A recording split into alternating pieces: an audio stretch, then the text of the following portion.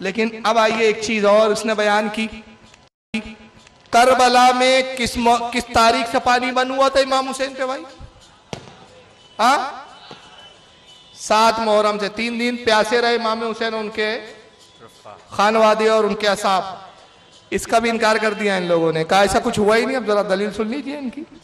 और जहां तक पानी बंद करने की बात है, आप उठा करके देखिए याकूत हमवी की मोजमुल बुल्दान के अंदर याकूत हमवी मशहूर मुअर्रिख है, लिखता है कि करबला की जमीन इंतहाई सरसब्ज़ व शादाब, बेशुमार चश्मे, 4 चश्मों को तो उसने वाज़ेह तौर पर दिखाया है, बताया है कि 4 चश्मे तो यहां से बहुत बड़े बड़े चश्मे निकले हुए थे, और इसके अलावा जमीन थोड़ी सी खोदी जाती तो पानी निकल आता। लिहाजा पानी बंद करने की जो खराफियात और वाहियात बातें फैलाई गई है कि खैमे हुसैन और लश्कर हुसैन और हुसैन रजी अल्लाह तआला अन्हु के साथ जितने लोग हैं उनके ऊपर पानी बंद कर दिया गया दरिया फुरात का, दरिया फुरात पर जाने की क्या जरूरत थी? करबला की जमीन तो खुद सरसब्ज़ आदाब है। ये बात किसने लिखी है? मशहूर मुअर्रिख ने मोजमुल बुल्दान के अंदर लिखा है, जिसका नाम याकूत हमवी है, कि करबला की जमीन इंतहाई सरसब्ज़ आदाब, बेशुमार चश्मे वहां मौजूद, कम से कम 4 चश्मे तो वाज़ेह तौर पर याकूत हमवी ने मोजमुल बुल्दान के अंदर बताएं। मुअर्रिख कंफ्यूजन में रहता है, पढ़ने वाला भी कंफ्यूजन में पड़ जाता है कि करबला का मामला ये है तो पानी कैसे बंद किया गया? 7 मुहर्रम को पानी बंद करने की रिवायात खुराफात वाहियात है, इसकी कोई असल नहीं। क्यों? करबला की जमीन इतनी सरशब्दो शादाब थी कि थोड़ी सी जमीन खोदो तो पानी निकल आता था। यह बात किसने लिखी? मशहूर मुअर्रिख याकूत हमवी ने, इसका पूरा नाम है शहाबुद्दीन अबू अब्दुल्ला याकूत हमवी। इसने अपनी किताब मोजमुल बुल्दान के अंदर यह बात लिखी कि करबला की जमीन बड़ी शर्शब्दो शादाब थी, थोड़ी सी जमीन खोदो पानी निकल आता था, और बेशुमार चश्मे थे करबला में। कितने चश्मे थे? बेशुमार गिन नहीं सकते आप उसको। बेशुमार यानी जिसमें शुमारी में ही नहीं है जी। 4 चश्मों के तो नाम भी बताए उसने।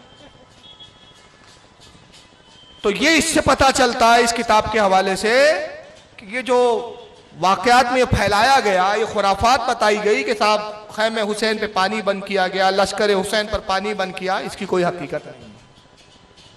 इस पर मैंने ऑब्जेक्शन लिया अपनी तकरीर में। 2 बातें, वही ऑब्जेक्शन जो वहां लिया था अभी आपसे पूछ रहा हूं। मौजमुल बुल्दान, ये पूरे मजमे में से कोई भी शर्त जिसने देखा हो वह हाथ उठाए। मौजमुल बुल्दान ये किताब अगर मजमे में से किसी ने देखा हो तो हाथ उठा दें। देखा है किसी ने? हाँ, देखा है क्या भाई?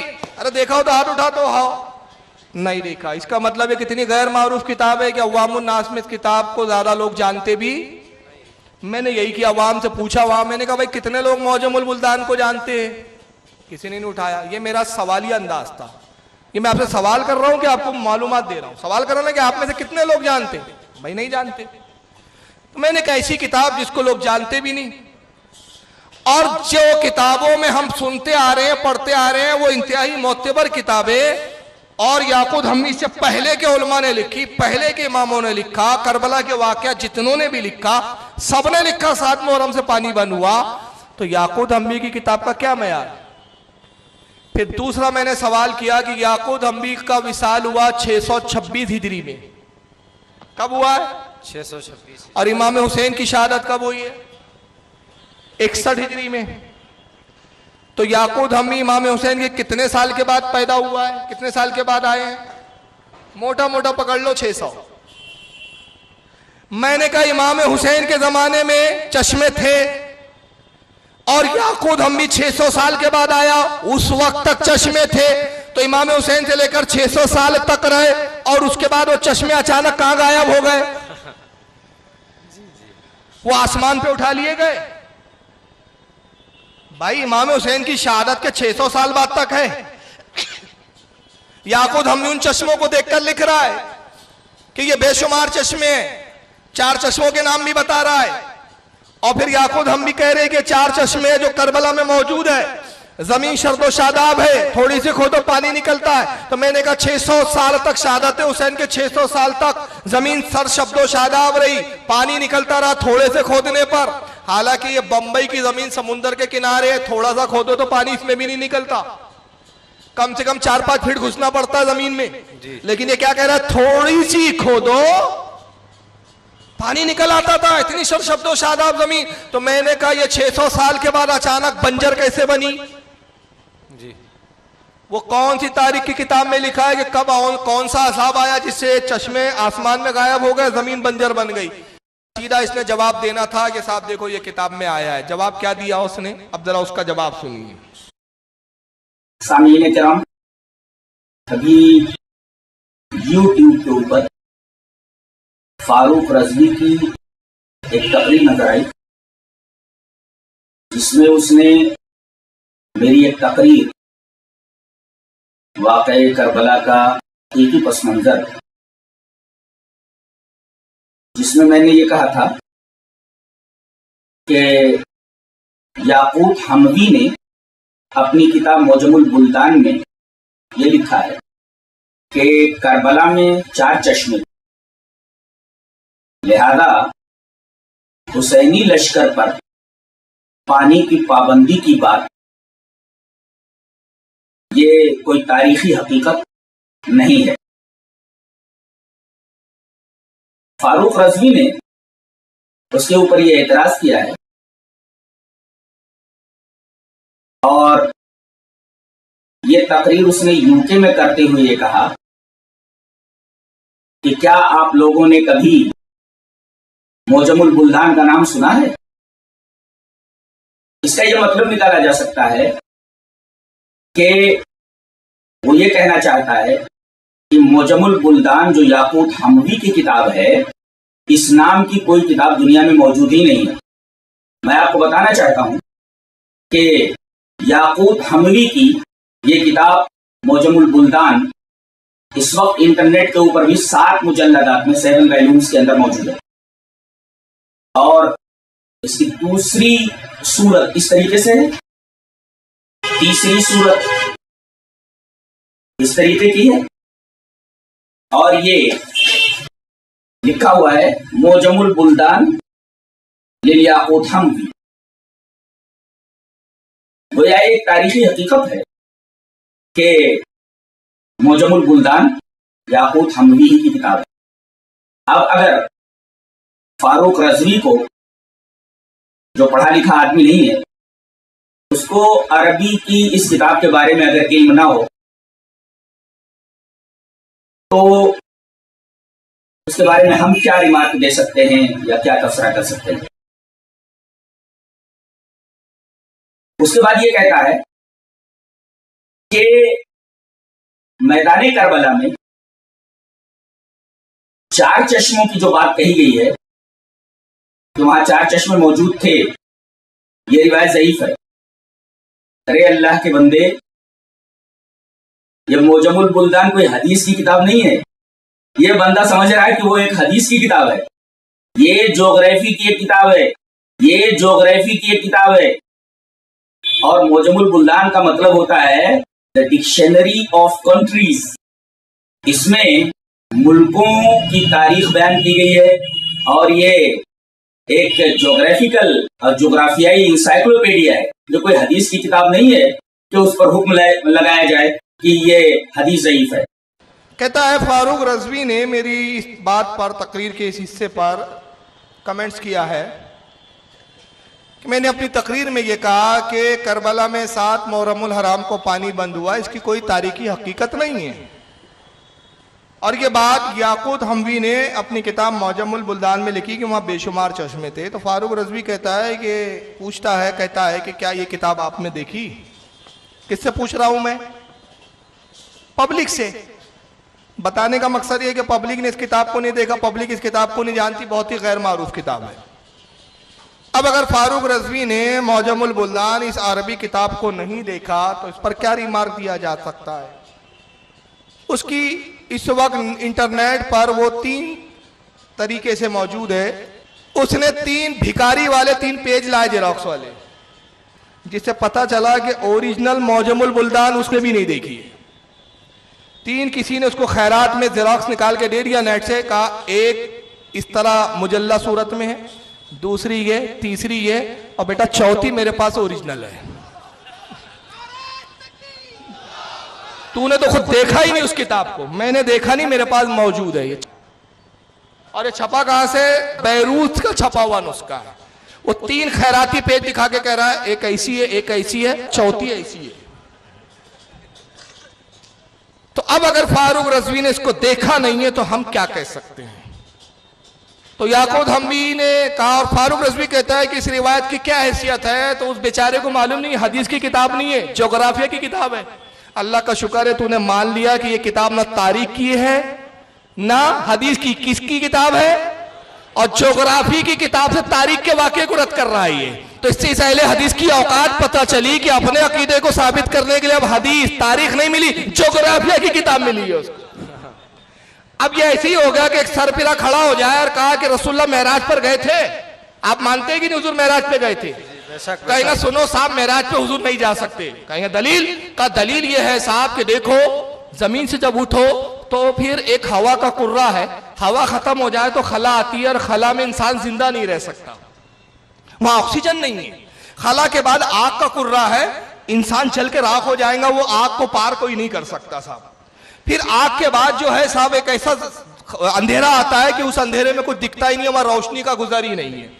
अंधेरे के बाद आसमान अगर है भी, आसमान तो अव्वल कोई चीज है नहीं, अगर आसमान है भी तो वो खुल और बंद नहीं सकते। तो आप तो मेराज में कहते हुजूर बगैर हवा के भी गुजर गए, आग के कुर्रे से भी गुजर गए, आसमानों के दरवाजे भी खुल गए, और सातों आसमान के परे आप जन्नत वगैरह में पहुंच गए। तो मैं नहीं मानता। हम कहेंगे दलील? कहेंगे ये देखिए साहब, ज्योग्राफिया की साइंस की किताब है, साइंस कहता है आसमान नहीं है, साइंस कहता है हवा में इंसान बगैर हवा के जिंदा नहीं रह सकता, साइंस कहता है आग का कुर्रा पार नहीं कर सकता। आप कुरान और हदीस को मानेंगे कि साइंस की किताब को मानेंगे? तो हम तारीख की किताबों को माने कि ज्योग्राफिया की किताब को माने? तारीख। तो पता चला इस बच्चे ने खुद इस किताब को देखा नहीं। किताब ज्योग्राफिया की हो या किसी भी फन की हो, बेशुमार ऐसी किताबें वो किसी और फन पे लिखी जाती है, लेकिन उसमें हदीसें मौजूद है। अभी इब्ने कसीर की रिवायतों पे मैंने बहस की है या नहीं? इब्ने कसीर की अल-बिदाया तारीख की किताब है कि हदीस की किताब है? कौन सी किताब है भाई? तारीख की किताब है, मगर इब्ने कसीर ने उसमें हदीसें भी लिखी और हदीसों पर बहस भी की है। तारीख तबरी नाम ही बता रहा है कि किताब किस चीज पर है? तारीख, हिस्ट्री पर, मगर उसमें भी इमाम इब्ने जरीर ने हदीसें लिखी है। तारीखुल खुलफा इमाम जलालुद्दीन सयूती की किताब है। तारीखुल खुलफा नाम बता रहा है कि इसमें खुलफा की तारीख है, मगर इसमें रसूलुल्लाह की भी हदीसें मौजूद है, और उन हदीसों पर भी जराए और बहसें हुई है। और यहां तक छोड़िए, मैं 50 ऐसी किताबों के नाम ले सकता हूं जो फन्ने हदीस पर नहीं है, किसी और फन पर है, लेकिन उसमें हदीसें लिखी गई, हदीस की रिवायतों पर बहस होती है। चलिए एक मशहूर किताब का नाम बता देता हूं, हयातुल हैवान, अल्लामा दमीरी की। किस चीज पर लिखी है? जानवरों पर, लेकिन उसमें भी बेशुमार हदीसें हैं। जी जी जी। तो अल्लाह के बंदे, इसको पता चला कि इसने मौजमुल बुल्दान ही नहीं देखी। अगर देखी होती तो इसको पता होता कि मौजमुल बुल्दान में हदीसें भी आई है। जरा मौजमुल बुल्दान की चंद हदीसें बता रहा हूं। आइए मौजमुल बुल्दान जिल्द नंबर 5 सफा नंबर 83। व रविया अबू हुरैरा काला काला रसूलुल्लाह सल्लल्लाहु अलैहि वसल्लम मन सबरा अला औरादल मदीनता व हर्रहा कुंत लहू यौमिल क़यामता शफीयन शहीदा। हदीस है या नहीं? आका कहते हैं, अबू हुरैरा से रिवायत है, याकूब हम भी कह रहे हैं, जिल्द नंबर 5 है इसकी। अल्लाह के रसूल ने इरशाद फरमाया। ये क्या है? हदीस। हदीस नहीं है, याकूब हम भी किताब ज्योग्राफिया की है, लेकिन जब मदीने का जिक्र आ रहा है तो याकूब हम भी मदीने के ऊपर भी हदीस नकल कर रहे हैं। अल्लाह के नबी ने फरमाया, जिसने मदीना की मुसीबतों पर सब्र किया, कयामत के दिन मैं उसकी शफाअत करूंगा और उसका मैं गवाह हूं। हदीस मौजूद। तीसरी सनद से लिखा उन्होंने वहां पर, ये पूरी मदीना की फजीलत में सनद है, कई हदीसें लिखी। फिर तीसरी सनद से लिखा कि अल्लाह के रसूल ने फरमाया कि जिसको अगर हो सके किसी को, तो उसको चाहिए कि मदीने में ही मरे। वकाला अलैहिस्सलातु वस्सलाम मन इस्तिता मिनकुम अन यमूत फिल मदीनते फल यफअल फइन्नहु मन माता बिहा कुंत लहु शहीदन औ शफियन यौमिल क़यामा। आका कहते जिसके बस में हो, जिसके लिए मुमकिन हो, वो जरूर मदीने में आके मरे, कि जो मदीने में मरेगा कयामत के दिन मैं उसका गवाह हूं, उसकी मैं शफाअत करूंगा। सुभान अल्लाह। ये हदीस है या नहीं? पता चला याकूत हम्मी की मौजमुल बुल्दान इस बेवकूफ ने खुद नहीं देखी और कहता तो हदीस की किताब नहीं। अबे तो अल बिदाया के जो इतने तू हवाले देता बैठा था वो क्या हदीस की किताब थी क्या? आइए मौजमुल बुल्दान की एक और हदीस देख ले। ये भी मौजमुल बुल्दान जिल्द नंबर 4 सफा नंबर 292। याकूत हम्मी ये रिवायत लिखते वकाना अलीयुन अलैहिस्सलाम यकूल अल कूफतु कंजुल ईमान व हुज्जतुल इस्लाम व सैफुल्लाह। हजरत अली से रिवायत है, मौला कायनात कहते लोगों कूफा ईमान का खजाना है, इस्लाम की हुज्जत है और अल्लाह की तलवारों में से एक तलवार है। कूफा की फजीलत है। फिर एक और रिवायत लिखी कि हजरत अली कहते अगर मेरे उस जात की कसम जिसके कब्जे कुदरत में मेरी जान है, मशरिक और मगरिब में हिजाज के बाद यानी मक्का और मदीना के बाद कोई जगह बेहतरीन है तो वो कूफा है। फिर एक और लिखा उन्होंने कि कूफा वो है, सलमान फारसी से रिवायत लिखी कि कूफा जो है वो कुब्बतुल इस्लाम है, यानी इस्लाम का कुब्बा है। कुब्बा गुम्बद को कहते हैं, इस्लाम का गुम्बद है। और इमारत की खूबसूरती कैसे होती है? गुम्बद से, यानी वो गोया इस्लाम की खूबसूरती है। तो कूफा के बारे में सलमान फारसी की भी हदीस आ रही है, हजरत अली की भी हदीस आ रही है।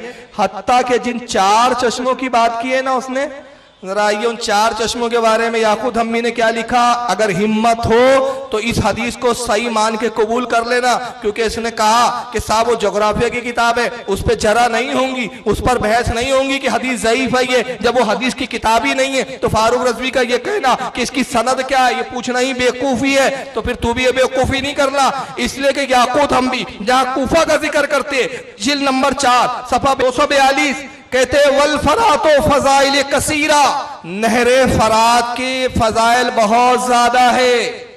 वरविया और रिवायत है अन अरबता अनहार मिनल जन्ना, 4 नहरे जन्नत से जारी हुई है। कहां से निकली है? जन्नत से।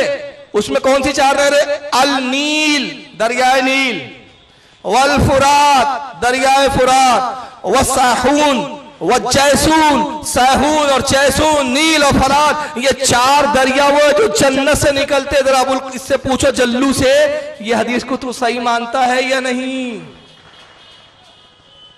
और मानता है तो फिर मानना पड़ेगा कि ये पानी जन्नत का है। तो अहले हदीस का अकीदा तो डगमगा जाएगा।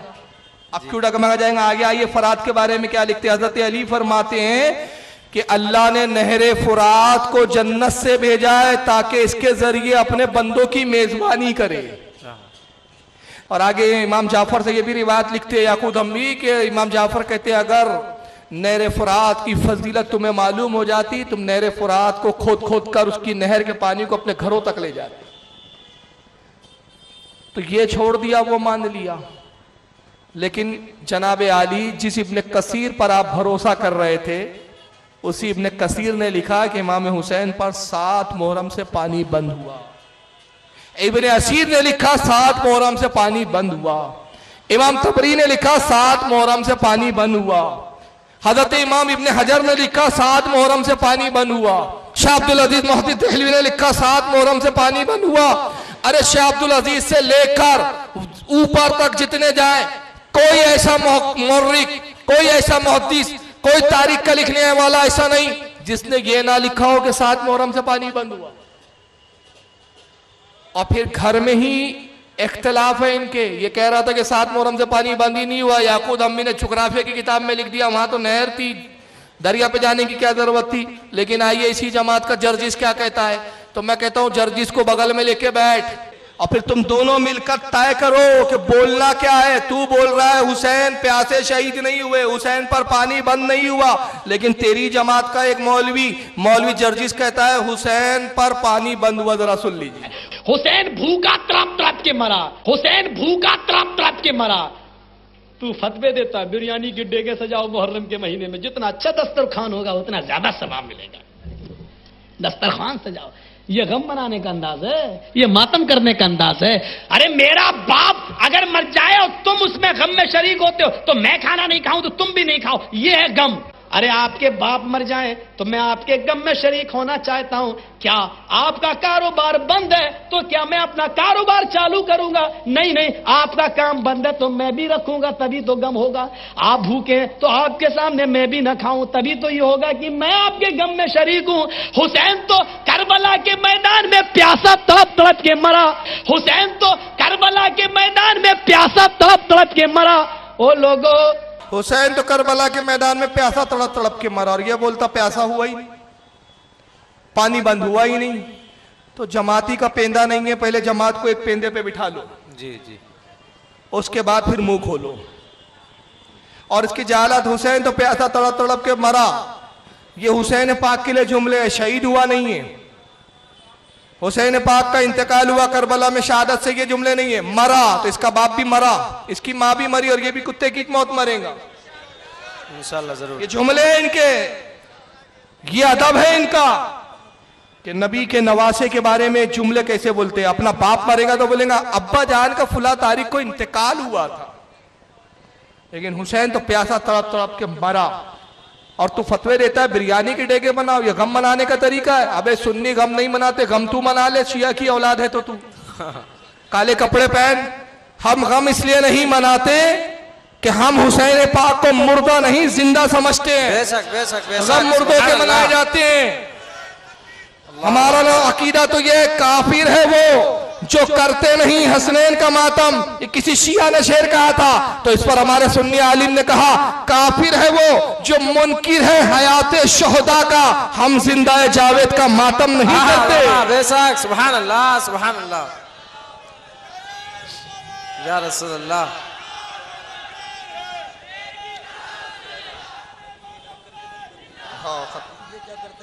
जिंदाबाद आला हजरत, आला हजरत।